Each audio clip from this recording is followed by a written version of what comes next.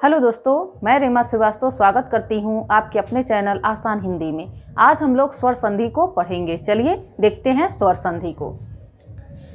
तो स्वर संधि, जहां पर ह्रस्व व दीर्घ दो स्वर के योग से चमत्कार हो वहां स्वर संधि होगा। ध्यान देंगे कि यहाँ पर ह्रस्व व दीर्घ दो स्वर वर्ण मिलकर विकार या परिवर्तन लाते हैं। दो स्वर वर्ण आपस में मिलकर जब विकार या परिवर्तन लाते हैं तो उसी को हम स्वर संधि कहते हैं।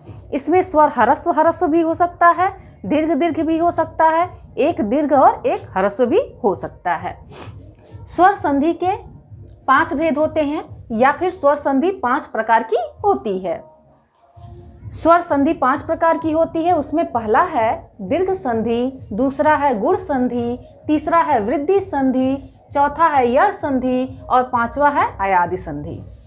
हमने देखा कि स्वर संधि किसे कहते हैं। ध्यान रखेंगे कि स्वर संधि में दो स्वर वर्ण मिलकर विकार या परिवर्तन लाते हैं। स्वर संधि के 5 भेद हैं। कौन कौन से हैं? दीर्घ संधि है, गुण संधि है, यड़ संधि है, उसके बाद वृद्धि संधि है और अयादि संधि है।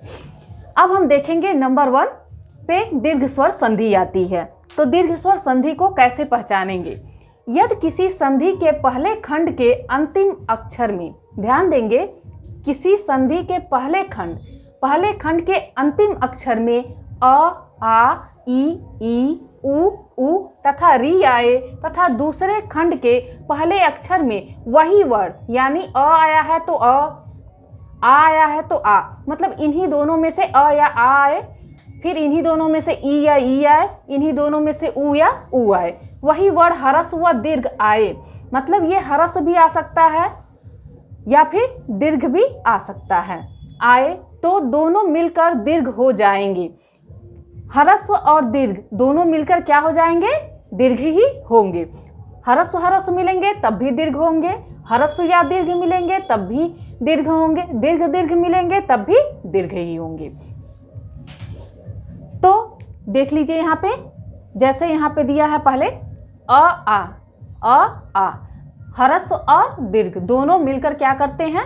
दीर्घ आ का निर्माण करते हैं। ऐसे ही ई दोनों कोई भी पहले खंड के अंत वाले अक्षर में और दूसरे खंड के पहले अक्षर में आएंगे और दोनों मिलकर दीर्घ ई का निर्माण करेंगे। ऐसे ही ऊ का निर्माण होगा। और री में देखेंगे कोई परिवर्तन नहीं होता है। री के बाद यदि री आता है तो री का दीर्घ नहीं होता है, वह री ही रहेगा। जैसे उदाहरण शिव प्लस आलय, शिवालय, यहाँ पे अ और आ दोनों मिलकर शिवालय हो गया। मुनि प्लस इंद्र, यहाँ पे छोटी ई फिर छोटी ई दोनों मिलकर बड़ी ई हो गई, मुनिंद्र हो गया। ऐसे ही भानुदय, दोनों में छोटा ऊ है यानी ह्रस्व ऊ है और दोनों मिलकर दीर्घ ऊ का निर्माण कर दिए, भानुदय हो गया। फिर उसके बाद पितृ ऋण, जैसा कि हम बताए हैं कि री मिलकर री का ही निर्माण करता है, बड़ी री या फिर दीर्घ री नहीं हिंदी में है, तो इसलिए री और री मिलकर री ही हुआ, पितृ हो गया। तो ये था हमारा दीर्घ स्वर संधि। अब हम देखेंगे कि कौन कौन से वर्ण आ ह्रस्व दीर्घ कैसे मिलकर दीर्घ आ का, दीर्घ ई का, दीर्घ ऊ का निर्माण करते हैं। तो चलिए देख लेते हैं। अब हम देखेंगे दीर्घ स्वर संधि। दीर्घ स्वर संधि देखिए,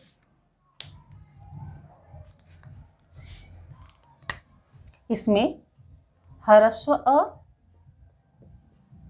प्लस ह्रस्व अ दोनों मिलकर आ हो जाते हैं। फिर उसके बाद दीर्घ आ दोनों मिलकर दीर्घ आ ही होता है। इसी प्रकार ह्रस्व अ दीर्घ आ दोनों मिलकर भी दीर्घ आ ही होता है।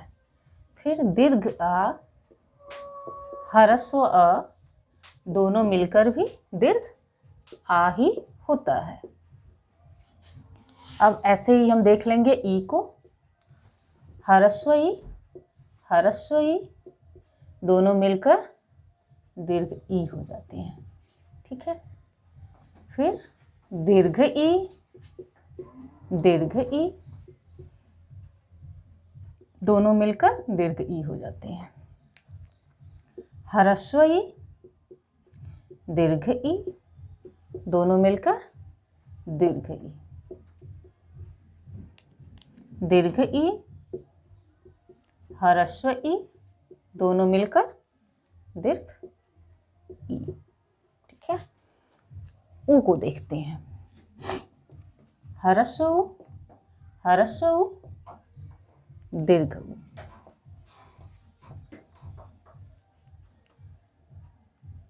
दीर्घ ऊ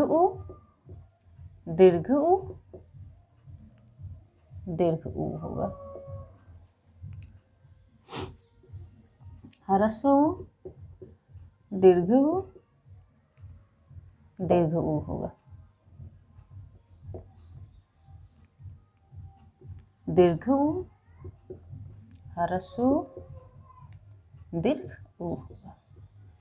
और री का तो हमें मालूम ही है कि री में कोई परिवर्तन नहीं होता है, यानी री प्लस री बराबर क्या होगा, री ही होगा। अब हम देखेंगे उदाहरण, जैसे गिरीश, विद्यार्थी देखते हैं, पहले अ का देखते हैं। शब्द है विद्यार्थी, विद्यार्थी कैसे बना है ये, तो विद्या प्लस अर्थी बराबर हो गया है विद्यार्थी, विद्या प्लस अर्थी। अब हम देखेंगे यहाँ से आ निकला और यहाँ से अ निकला, ये दोनों मिलकर हो गया दीर्घ आ। अब यहाँ क्या बचा, यहाँ बचा विद्या प्लस आ और प्लस थी। अब ये साथ में हो गया, ये आ जाएगा,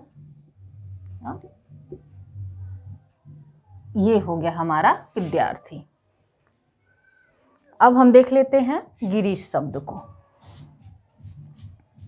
अब हम देखेंगे गिरीश शब्द को, गिरीश,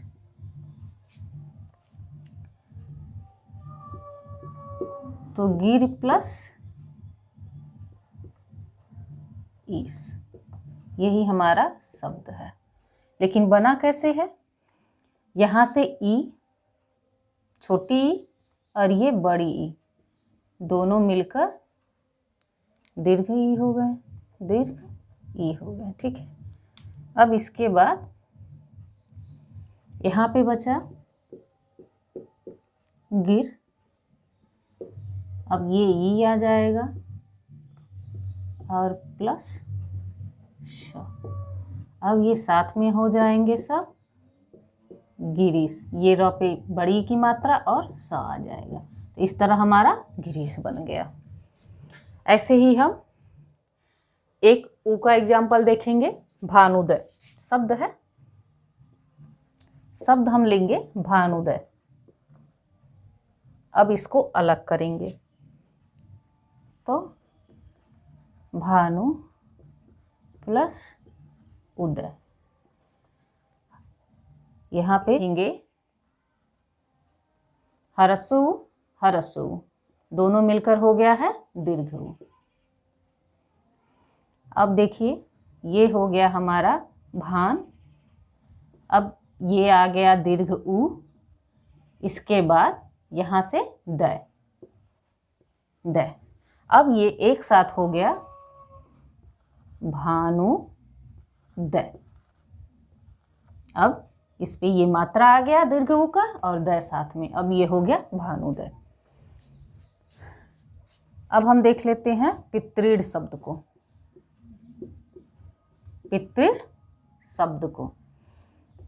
तो पितृ प्लस ऋण, यही इसका विच्छेद है। यहाँ पे देखेंगे तो ये री प्लस ये री दोनों मिलकर री ही बना। तो यहाँ से पित्त प्लस री प्लस ड़, अब ये एक साथ बन गया